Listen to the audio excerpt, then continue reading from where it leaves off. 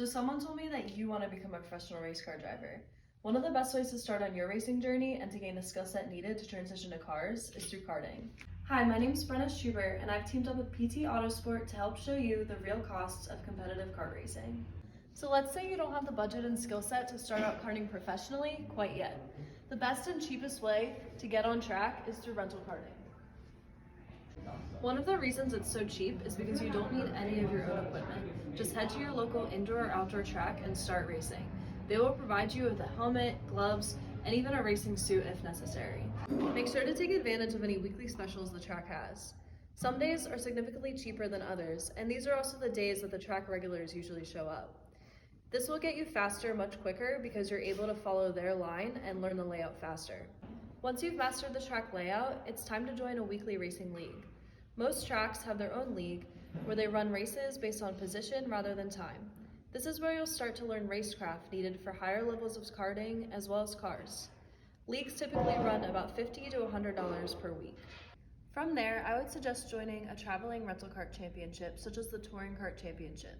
This series travels to 15 tracks across the nation and holds competitive races for the best rental kart drivers in the nation.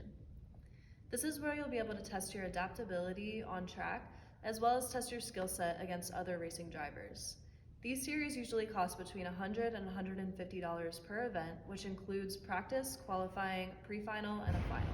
So now that you've mastered rental karting, it's time to move to competition karting. There's 3 ways you can go about this. You can buy a used cart, a brand new cart, or you can rent a cart from a team. Brand new chassis typically range from about $5,000 to $6,000. The engines can range from about $3,000 to $5,000. So this brings our total on brand new karting to 10 grand. It's also important to note that you obviously need a way to transport your go-kart to the track. Some teams will do this for you at around $1 per mile cost, or you can buy your own trailer for around $5K. So if you're buying a cart used, you can usually find packages including the chassis and the engine for around $5,000 to $6,000. This cuts our costs in half. Now, if you're renting a cart from a team, this can range anywhere from $1,500 to $3,000 per weekend, so that's when our costs start to increase. There are other costs associated with karting besides the actual cart. You have to make sure that you have all of your safety gear, which can be around $1,500. You also have to make sure that you have metric tools and spare parts, and that can add another $2 grand to that. This is another reason why renting with a team could actually be the right move, because you don't have to worry about any of those additional tools and spare parts. Now that you've decided what route to take as far as the actual go-kart, it's time to figure out which level of series you want to get into. So the best place and cheapest place to start is probably at the regional or club level. So including the entry fee, tires, fuel, and oil, you're looking to spend around $1,000 per weekend at the club or regional level. This is about the same that it costs at the national level. It might be about $200 more for entry fee, but the cost savings comes from how often you're having to repair things on the kart.